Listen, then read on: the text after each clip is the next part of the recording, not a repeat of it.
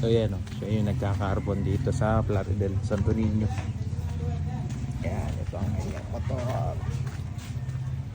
Yan, yung mga carbon nito. X-Max niya to. So dito yung mga gawaan niya. Ano na? So ito po. Yes. Alright. Ayan, finishing. Pinali. Nice. Okay. Yun eh. Ito sa gilid. Hindi na kailangan to dahil tatak pa naman to eh. Ito magiging ano yan sir, pag binati yun. Yung finish niya, ganito. Ito kasi pinadaanan ko na ng bating to eh.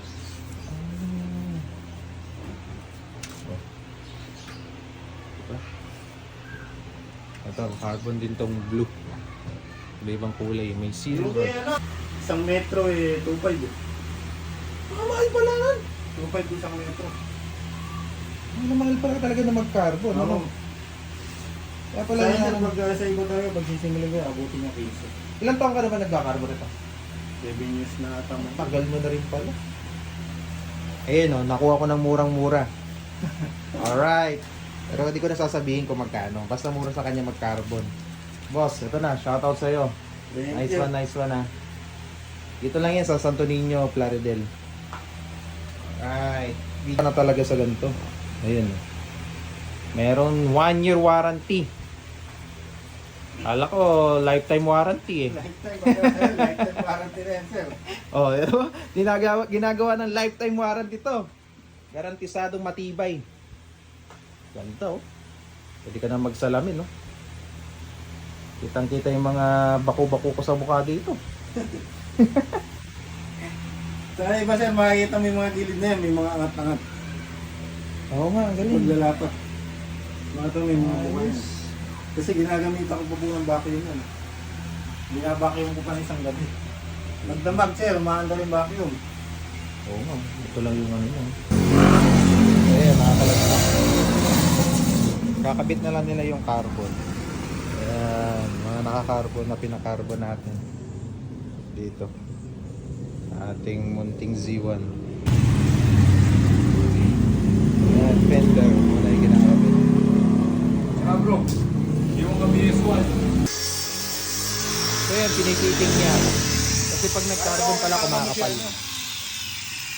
Kumakapal kapag kinarbon. Kaya hindi sumasako dito. Hindi daw sumakto dito eh. Kumapal. So ayan na yung finished product natin. Poging-pogi oh. Ang gastos talaga kapag naka-big bike ka. 1 week later. Isang mainit na hapon o tanghali mga kopa. So ayun, napakainit. Mapapansin nyo, di ako nakapag-gloves. Kakamadali. Pupunta natin yung ano, yung nag-carbon nito sa atin. Kasi may kulang pa siya. May ipapakarbon pa tayo. Yung seat cowl natin, tsaka yung dito. Nabitin eh. So yun, papakita natin kung saan tayo nagpa-carbon. Isa sa pinakamagaling mag-carbon dito. Kasi matagal na siya nagka-carbon talaga. So yun, pulido, galing, maganda. Sabi nga ng mga nakakita tsaka yung mga mekaniko natin, panalo yung carbon niya, kaya mura. Mura kasi tropa natin eh. Tropa natin yung nag-carbon, so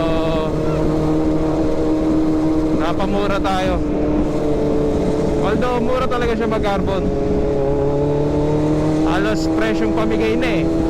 Ayan si boss. So ayan, papakita ko yung ano dito, dyan sa screen, yung ano niya, sticker niya, shop niya. So ayan, makikiraan tayo dito sa ano, sa Royal State. Sarado yung daan dito sa Longos eh. May mga shortcut. May bayad dito eh. Alam ko magkano, pero wala naman tayong bayad. Libre tayo dito.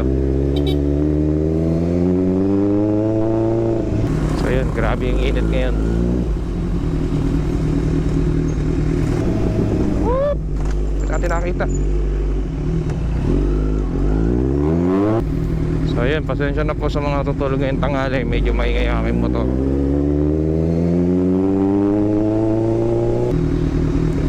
So ang daming nai-heat stroke ngayon.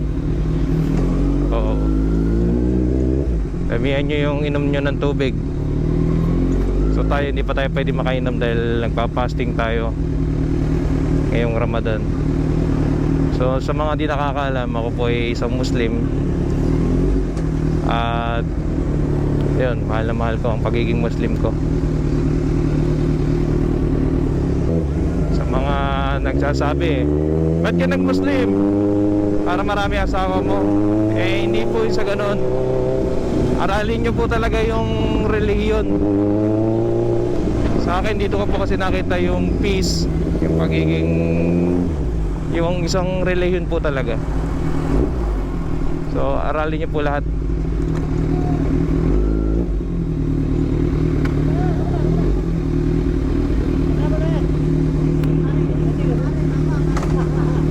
Thank you.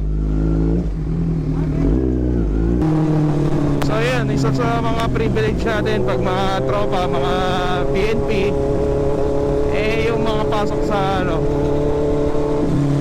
papasok sa mga subdivision, di napansin ni kuya na naka-uniforme tayo, naka-jacket kasi ako eh.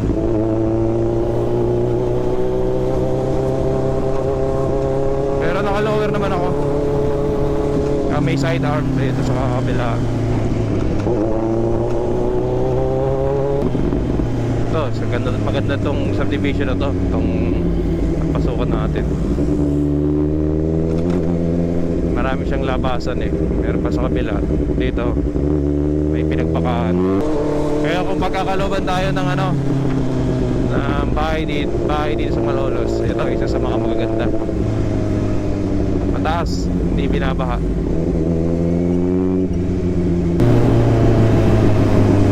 So yun, malapit na tayo.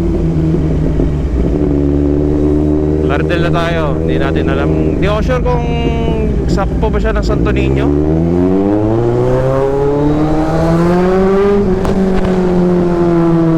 Basta pag galing ang Malolos,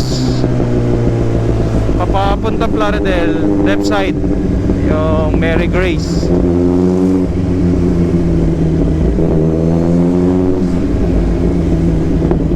Pag nakita mo ito, malapit na tayo. Kapila. Ano ba? Ito. Ito yung palatandaan pag makikita nyo yung JJB. Yan, ito na yung Mary Grace. Yan, Mary Grace Village. So yan, dire-diretso lang hanggang dulo.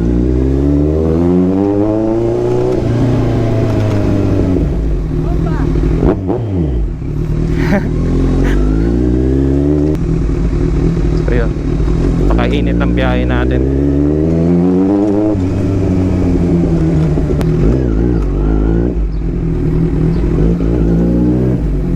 So yan, dulo, tapos kaliwa. Yan.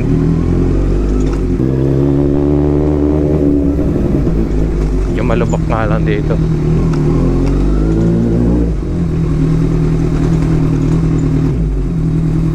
Ito na. So ayan o, makikita nyo dito sa right side. Ayan.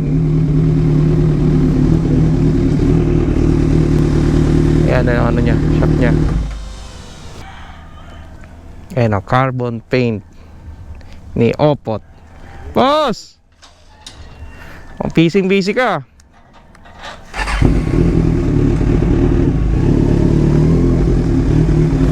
So dito siya gumagawa. Kami natutulog. Ito siya ay nagkakarbon.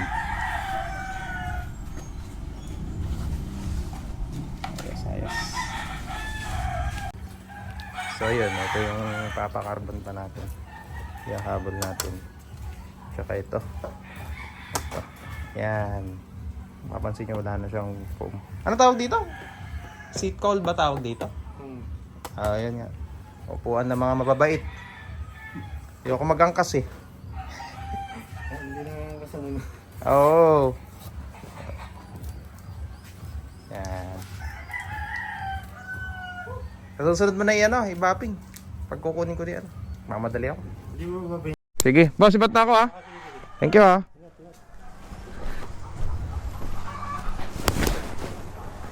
So yun, iniwan na natin yung gamit. May pambapping na rin siya dito, diretso sana eh.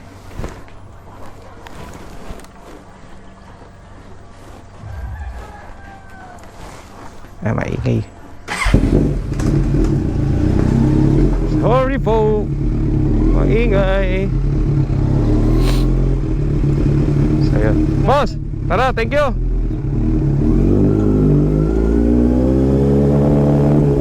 So parang medyo liblib siya, pero madali lang puntahan.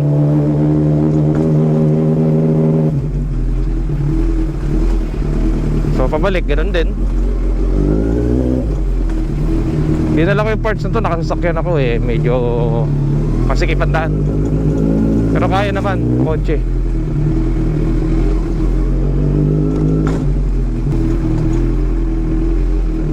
Yun nga, malalaking sasakyan.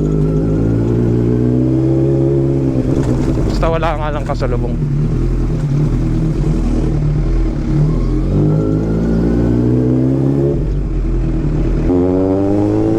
So sa mga gusto magpa-carbon dyan, so alam nyo na, doon kay Boss Jem. Sulit, mura, tsaka mabilis pa. Wag nga lang matatambakan ng ng gawa. Pero syempre, na-priority tayo. May discount na, mabilis pa. So yun, salamat boss. Shoutout sa'yo.